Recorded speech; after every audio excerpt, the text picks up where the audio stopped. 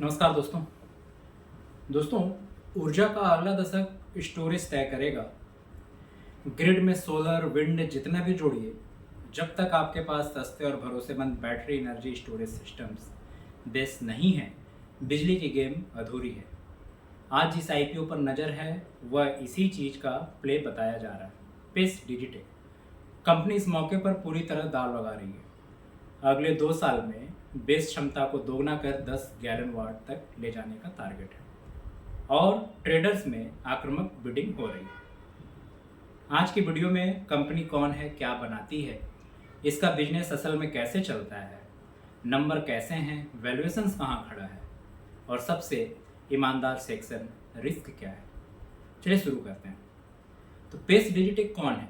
Pace Digitek एक power management, renewable energy और optic fibre solutions प्रदाता है। यह अभी तेजी से बैटरी एनर्जी स्टोरेज की तरफ शिफ्ट कर रही है। कंपनी का कमर्शियल नैरेटिव साफ है, टेलीकॉम पावर और फाइबर से निकलकर यूटिलिटी ग्रेड बेस और एनर्जी मैनेजमेंट प्लेटफॉर्म पर काम करना। तो कंपनी को आईपीओ के लिए 900 करोड़ तक जुटाने थे और इतनी की अनुमति भी मिली थी, लेकिन फाइनल इशू साइज 819 करोड़ का ही रहेगा। आईपीओ की dates, band, lots, issue window ये 26 से 30 सितंबर तक चलेगा। टेंटेटिव लिस्टिंग 6 अक्टूबर को बताई जा रही है और इशू साइज 819.15 करोड़ का है और एक टोटल फ्रेश इशू है। और प्राइस बैंड इसका रखा गया है 208 से 219 हर शेयर के ऊपर। लॉट साइज करीब 68 शेयर रिटेल के लिए, एक लॉट में 14,144 से 14,892 रुपये। साथ ही एंकर एलोकेशन भी इस इशू का हो चुका है, जो 219 रुपये पर एलोकेट हुआ है। जीएमपी वगैरह सिर्फ संकेत है, निर्णय का आधार नहीं।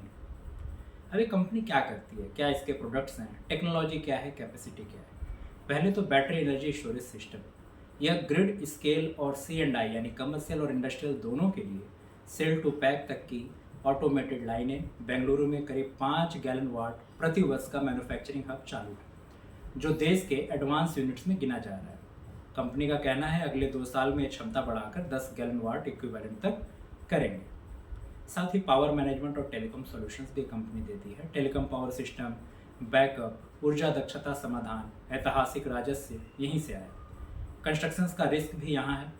टॉप क्लाइंट्स खासकर टेलीकॉम में हाई डिपेंडेंस है इसकी। और ऑप्टिक फाइबर और इंफ्रा सर्विसेज भी, जैसे fibre laying, EPC light services. तो कंपनी की लेगेसी यही इसका राजस्व स्तंभ अभी तक रहा है। पर ये स्ट्रैटेजिक शिफ्ट इतनी जरूरी क्यों है? रिन्यूएबल एनर्जी शेयर बढ़ने से स्टोरेज अनिवार्य है। Grid balancing, peak shaving, backup, EV charging, साथ ही इंडस्ट्रियल पावर क्वालिटी, बेस हर जगह है। बेस डिजिटेक इसी सेक्युलर टेलविंड पर सवारी करना चाहती है। थीम और पॉलिसी टेलविंड भारत में रिन्यूएबल एनर्जी कैपेसिटी की तेज ग्रोथ के साथ ट्रेंड ड्रिवन बेस मार्केट खुल रहा है। कई डिस्कॉम, सेकी, स्टेट टेंडर, पेस डिजिटेक ने पोजिशनिंग यही चुनी, यूटिलिटी स्केल प्लस C&I। तो अभी फाइनेंशियल स्टैट्स का क्या है? ट्रैक रिकॉर्ड अगर देखें तो रेवेन्यू या प्रॉफिट ट्रेंड पिछले 2 से 3 वर्षों में रेवेन्यू और नेट प्रॉफिट में उल्लेखनीय इम्प्रूवमेंट रिपोर्ट किया गया है। ऑपरेटिंग मार्जिन्स भी बेहतर हुए हैं और ऑर्डर बुक सपोर्ट के साथ ही वर्किंग कैपिटल और रिसीवेबल्स अगर देखें तो सबसे बड़ा रेड फ्लैग जो है वो ट्रेड रिसीवेबल्स। 76% ऑफ सेल्स इनका बढ़ा है। डेटर डेज 218 दिन का है। वर्किंग कैपिटल साइकिल स्ट्रेच हुआ है, मतलब ग्रोथ तेज है, पर कलेक्शन डिसिप्लिन प्रेशर अभी भी है। साथ ही ये जो प्रोसीड्स आएगी आईपीओ से, कैपेक्स यानी बेस स्केलिंग, वर्किंग कैपिटल और general corporate purpose draft documents में ब्रॉडली यही थीमें दिख रही हैं। पोस्ट आईपीओ इक्विटी पर ट्रेलिंग पी जो है वो 17 टाइम होने का उम्मीद है। पीएस जैसे HFCL 60%, बॉन्ड डाटा 38%, यानी हेडलाइन पी पर सस्ता दिखता है, पर बिजनेस मिस रिस्क प्रोफाइल अभी भी अलग है। पॉजिटिव्स क्या है? सेकुलर टेलविंड, बेस भारत की अब की ओर अगली जरूरत है। Renewable energy, grid flexibility, EV charging, industrial backup, सब जगह डिमांड इसकी बढ़ी है। And 5 gallon watt automated facility इसकी ऑलरेडी चालू है।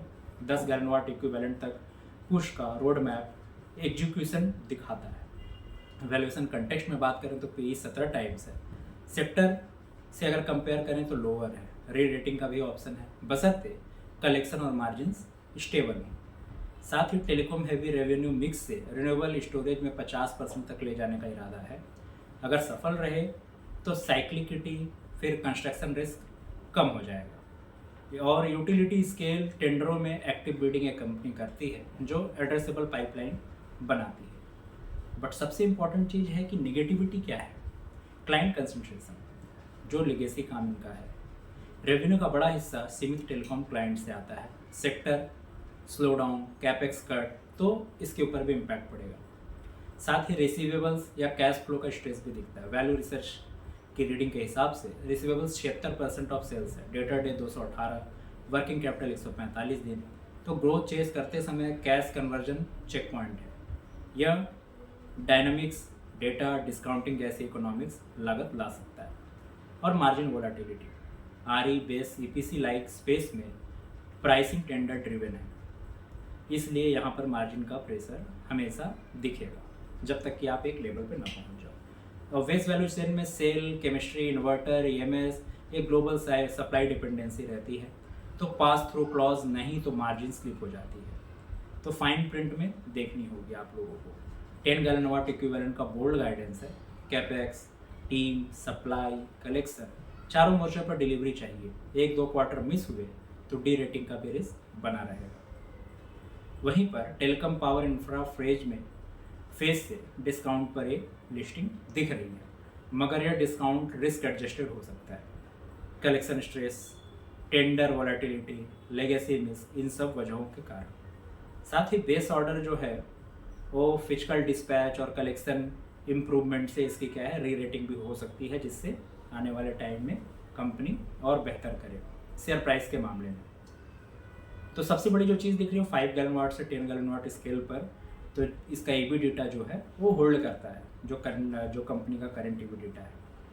तो but what to track next, order wins और backlog quality, utility scale versus C&I, pass through clause, फिर पेमेंट टर्म्स।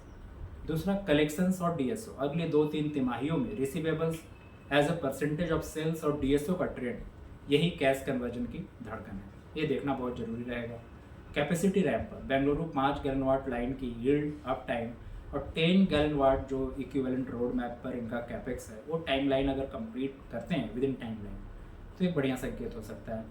साथ ही gross margin stability, EBITDA hold कर पाए या नहीं, ये देखने वाली बात होगी। दूसरी जगह रिन्यूएबल एनर्जी बेस रेवेन्यू 50% का टारगेट जो है वो कितने हद तक ये सक्सेसफुल रहते हैं इसको अचीव करने में, that is very important thing. तो थीमेटिक टेलविंड, 5 गैलन वाट कैपेसिटी ऑलरेडी है, 10 गैलन वाट जो इक्विवेलेंट इसका पुश है, वैल्यूएशन हेडलाइन लोअर साइड पे है, डाइवर्सिफिकेशन प्लान है, तो ये सब पॉजिटिव्स हैं। बट उसके साथ साथ टेलीकॉम क्लाइंट, कंस्ट्रक्शन, ऊंचे रिसीवेबल्स DSO हैं, फिर RE, इनकी margin volatility, supply chain pass through risk and execution risk, ये सब इसको थोड़ा सा रिस्की भी बनाते हैं।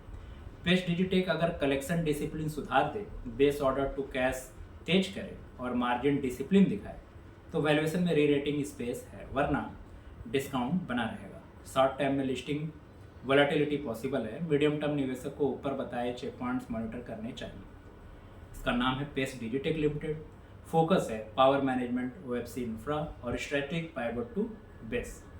इस चीज़ का ध्यान रखिए एंड कमेंट में अपनी राय बताइए कि आप इस IPO में इन्वेस्ट कर रहे हैं या you will wait once it is listed on the stock exchanges. Thank you.